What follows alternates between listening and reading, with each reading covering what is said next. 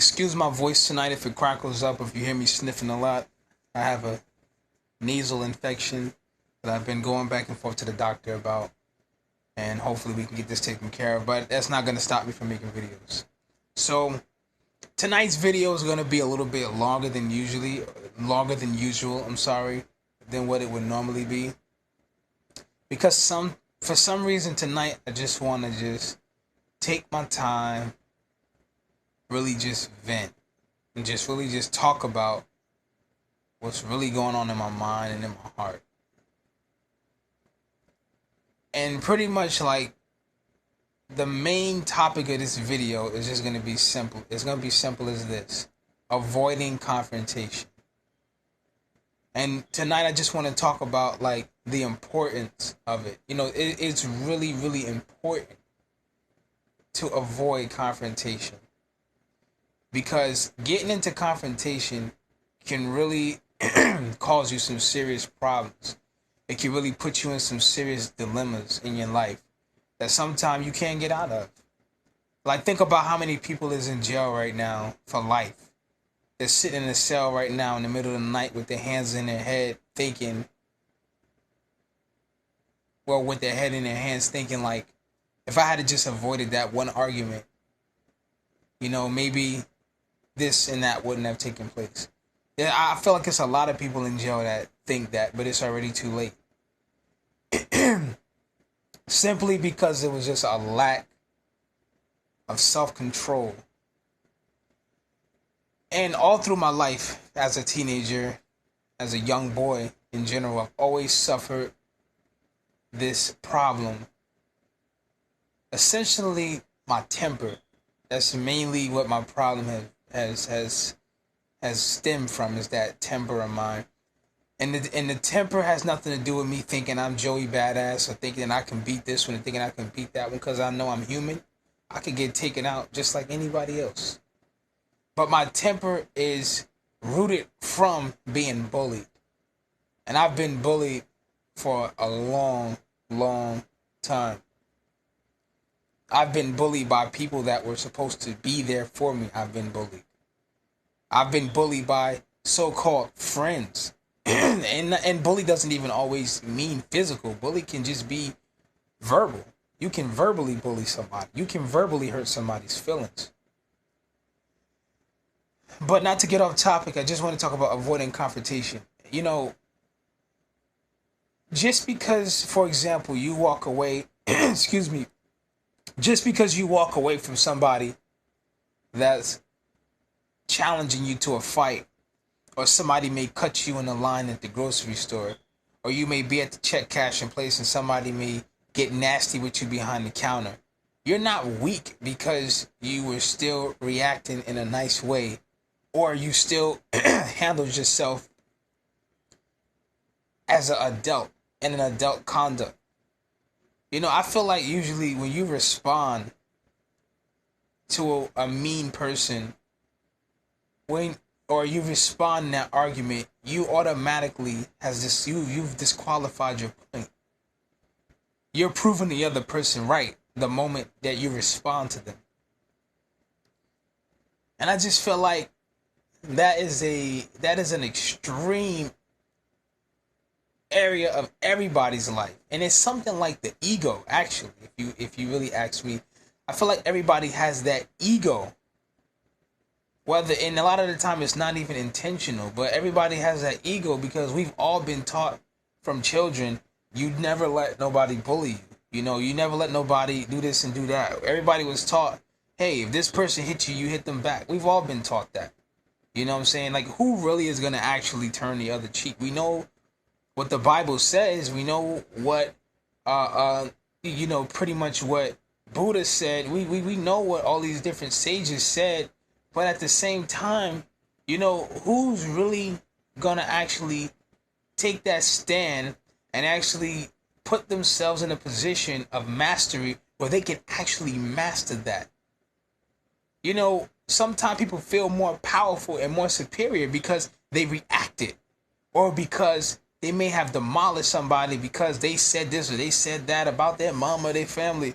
But if you really think about it, are you really successful in your conduct?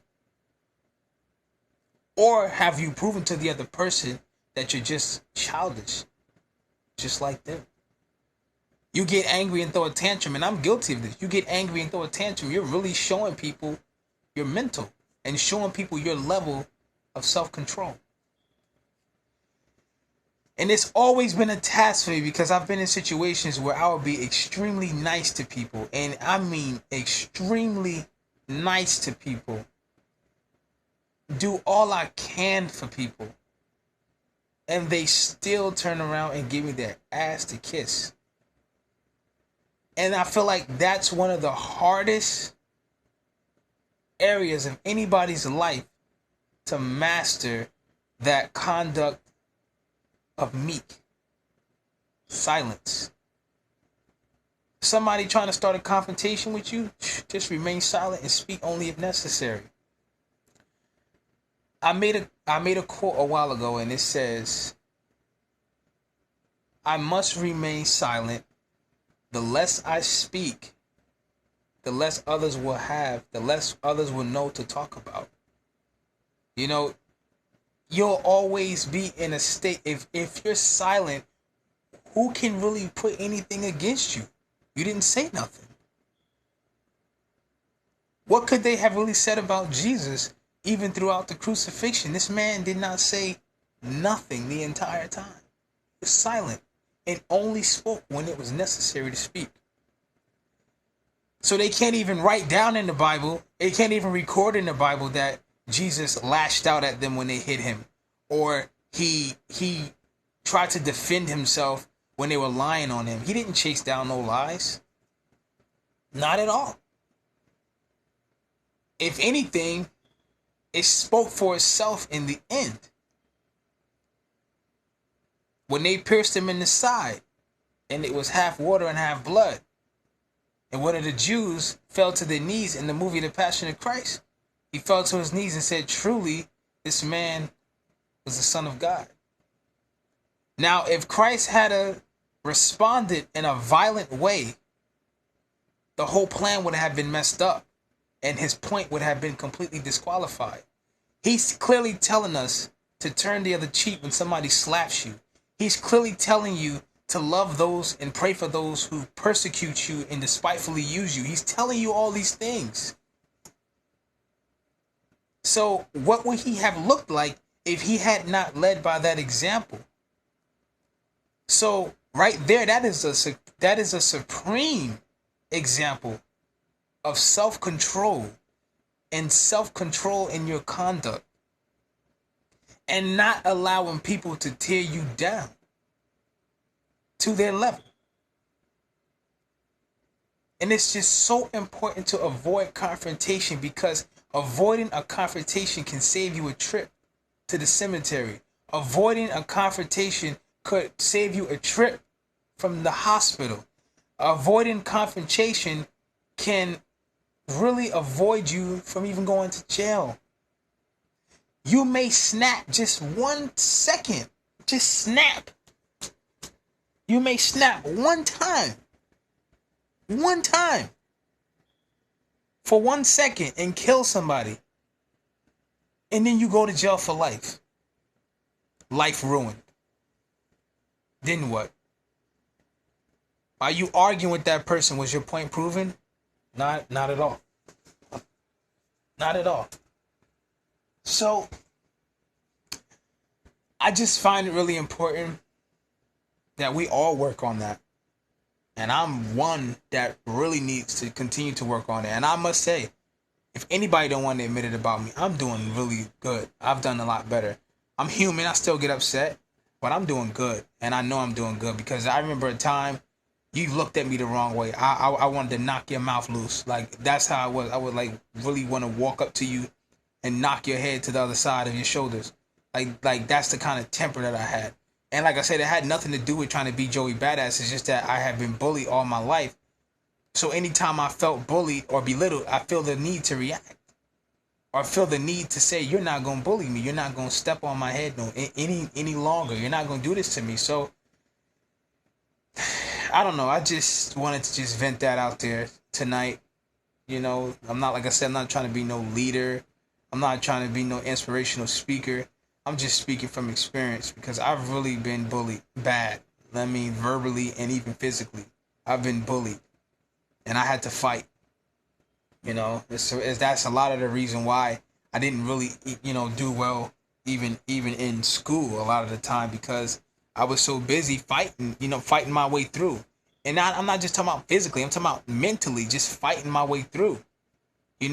How do you learn in a classroom when you got 15 children in the classroom or 15 teenagers in the classroom acting crazy and wilding and bugging out? You can't hear the teacher.